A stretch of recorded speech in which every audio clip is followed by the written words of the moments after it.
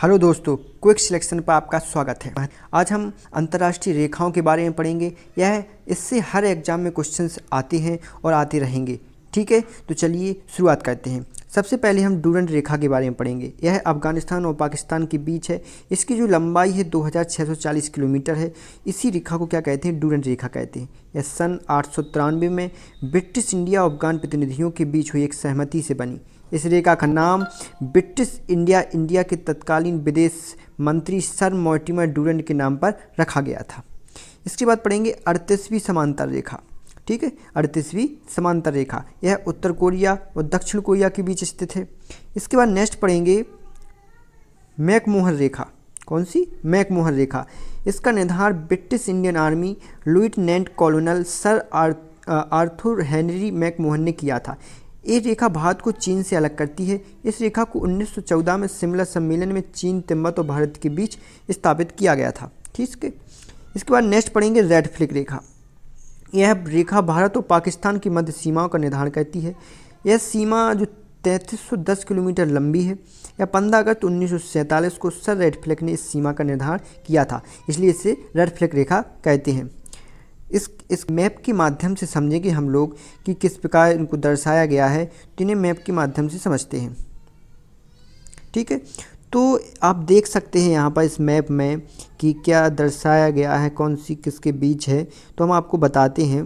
तो सबसे पहले ये आपको दिख रही होगी पाकिस्तान और इंडिया के बीच जो यहाँ तक की लाइन है, इसको हम लोग क्या कहते हैं? इसको हम रेड फ्लैग रेखा कहते हैं। क्या कहते हैं इसको? ए गई है, क्या कहते हैं इसको? रेड फ्लैग रेखा कहते हैं। इसके बाद जो चीन, भूटान, आप देख सकते हैं भूटान लगा हुआ है। कहाँ? ये भूटान लगा हुआ है। तो यहाँ जो ब्रह्मपुत्र नदी है यहाँ तक, ये आपकी क्या कहलाती है? ये मैकमोहन रेखा कहलाती है।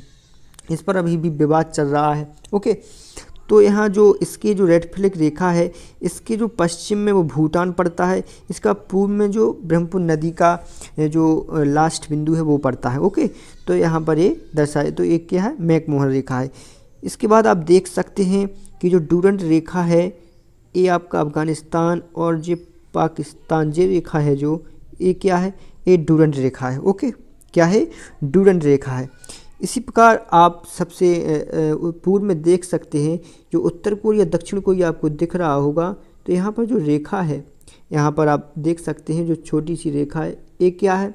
ये आपकी 38वीं समांतर रेखा है। ओके, उत्तर कोरिया और दक्षिण कोरिया के बीच। इसके बाद हम लोग नेक्स्ट जाएंगे हिंडनबर्ग रेखा। हिंडनबर्ग रेखा के बारे में पढ़ेंगे। यह रेखा जर्मनी और पोलैंड के मध्य स्थित है। प्रथम विश्व युद्ध के समय जर्मनी की सेना इसी रेखा से लौटी थी। इसके बाद इसके नेक्स्ट पढ़ेंगे मैनरहीन रेखा। यह सोवियत, रूस और फिनलैंड के बीच की रेखा है। ओके, इसके बाद नेक्स्ट पढ़ेंगे मैगीनाट रेखा। यह फ्रांस द्वारा खींची गई जर्मनी और फ्रांस के बीच की सीमा रेखा है। यह रेखा कंक्रीट, लोहा इत्यादि से मिलकर बनी है। इसका निर्माण 1929 से 1938 के बीच किया गया था। ओके, तो आपने ये सारी पढ़ी। अब इसको मैप के माध्यम से समझते हैं। ओके, मैप के माध्यम से समझते हैं। तो आप यहाँ देख सकते हैं कि जो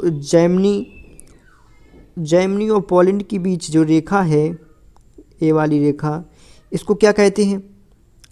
आपने पीछे भी देखा है, क्या कहते हैं? जर्मनी और पोलैंड के बीच, जर्मनी और पोलैंड के मध्य हिंडनबर्ग रेखा कहते हैं। क्या कहते हैं? हिंडनबर्ग रेखा। तो ये रेखा क्या होगी? ये जो रेखा खींची गई है, ये हिंडनबर्ग है। क्या है? ये हिंडनबर्ग है। इसके बाद आपने पढ़ा है जर्मनी और फ्रांस के बीच की रेखा।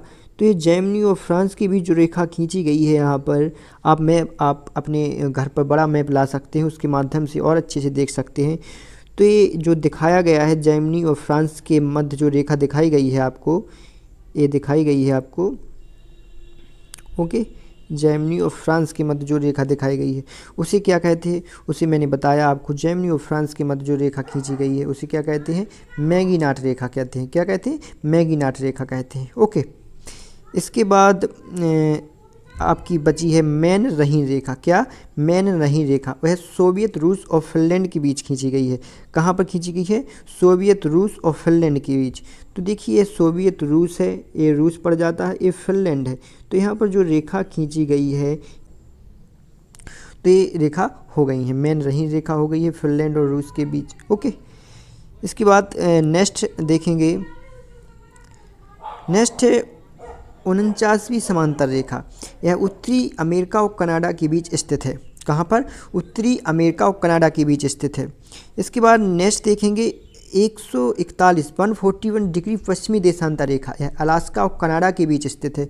ओके, कहाँ पर? अलास्का। अब इसको मैप के माध्यम से देखेंगे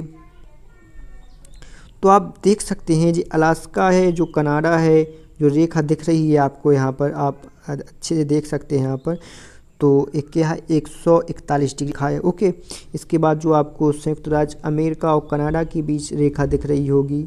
ओके, तो ये आपकी क्या रेखा है, मैं आपको बता चुका हूँ। ये कौन सी रेखा है आपकी?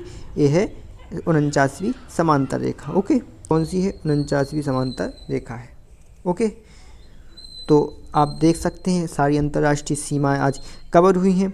और आप इसी तरह यदि और वीडियो चाहते हैं तो हमारी वीडियो को लाइक करें, और यदि आप चैनल पर नए हैं तो सब्सक्राइब करें और बेल आइकन बटन को प्रेस करना ना भूलें, जिससे आपको इसी तरह के नए नए वीडियो के नोटिफिकेशन मिलते रहें।